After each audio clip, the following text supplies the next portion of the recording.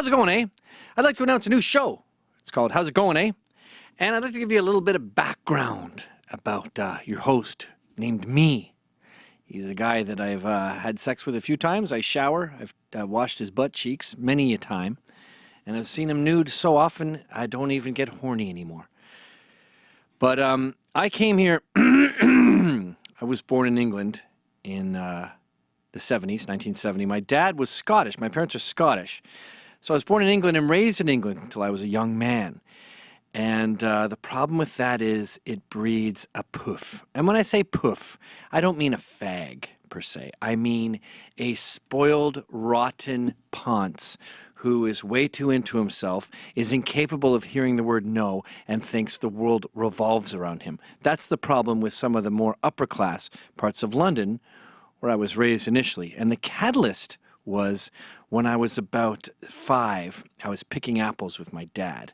And I said, "Oh, Daddy, before I go over there, you must come over here. Look at this one. Look at this red Macintosh. It's a flaming beauty." And my dad, who had just said, "Right, Gavin, come over here, son. You're up on the ladder there. It's dangerous. There's tons down here that are perfectly good. You sure you want to be up there?" And then when I said, "The flaming beauty," he goes, "This is not going to work. I'm going to have to take him, not just out of England, I'm going to have to take the English out of him. He's turned into a wee bloody ponce." So I came to Canada, and my first day, they said, "We have a new student here. His name is Gavin." I said, "Hello, everyone. Yes, that is my name. I'm Gavin McInnes, and I'm absolutely chuffed to be here. I'm so happy to be in Canada, and I've procured a Parker, and I'm looking forward to meeting you all. You know, I come from Treddington, and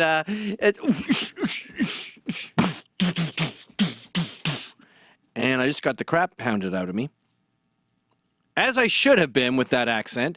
And within about, I'm going to say, a day, I was saying, "Oh, what's going on, eh?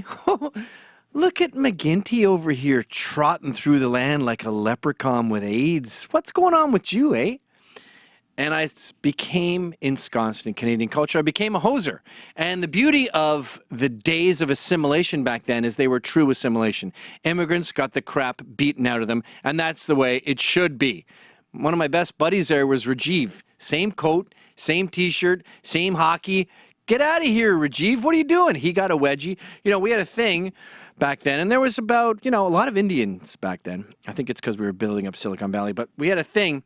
If you fart or burp, and you don't say safety, and someone says slut, everyone in the gang, Rajiv and me, the immigrants, everyone gets to beat the crap out of you, no face or balls, gets to beat the crap everywhere else until you can name 5 breakfast cereals.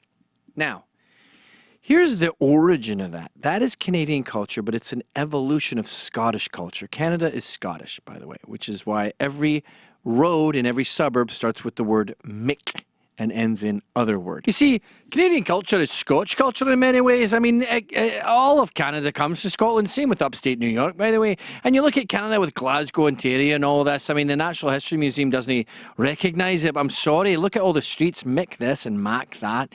And look at Nova Scotia. And what makes the Scotch mentality? Well, I'll tell you, conflict. We're big on conflict. You see, we've been under siege with England for the past 700 years. And that 800, 900 if you include the day. And that breeds someone evolutionarily who likes to fight. And I don't just mean fisticuffs, I mean just conflict in general. In fact, I'd argue that's why the Scots like booze, because it gives them a handicap, which is like being attacked. It's like getting a mini war yourself. And that is why we're so bloody humorous, because we're drunk and there's no, no filter. Although, the Canadians are polite, that is a paradox, but the big picture here is that I brought my son to Canada because I wanted to foster that Scotch way, and I knew you'd be more likely to find it in Canada than in England. And we couldn't go back to Scotland for reasons I can't get into. Now you say, my understanding is, I thought Canadians were very polite. Yes, that is true. We are very polite, but we do drink, and as the song Out for a Rip explains, if you were to go out with a friend and maybe have a dart and he burned your new coat, you would maybe throw him in a snowbank and just keep pounding him in the stomach because he had committed a violation. outside of violations, were very nice. Allow me to explain. I come from the land of the polite, where shit's covered in ice. So when I'm down in the States, they're like, you're too fucking nice. Like, yeah, we got manners, but fucking buddies still fight and fucking swear and fucking drink all night. Like this one time, me and fucking Buddy are out having a dart, and fucking Buddy burns a hole in my coat, and I was like, fuck Bud, because the coat was pretty new, right? And he's like, fuck you. So I put his head in a snowbank and just started fucking feeding him the right left, like fucking boom, boom, boom. Got enough yet? And he's like, okay, fuck, chill out, shit. So I pulled him out of the snow and we went out for a rip. And then I come back here, right? And I'm in Canada and I'm ready to lay out someone who burnt my jacket. And I'm hanging out with a fucking Yank, and I go, he burps. And he goes, excuse me. I go, wrong word, buddy. You meant safety. And I pounded him about 5 times. You know what he says to me? He says, ow, ow, ow, ow, ow. And then he goes, that was really painful. What are you doing, man? And I thought, I'm getting homesick. I thought, I want to do a show.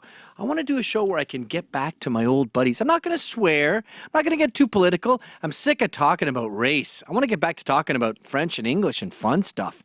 But back down here in America, it's a racity, race. And I figure I want to talk to my old buds. I want to talk to expats who came over here, like Tom Green and John Doerr.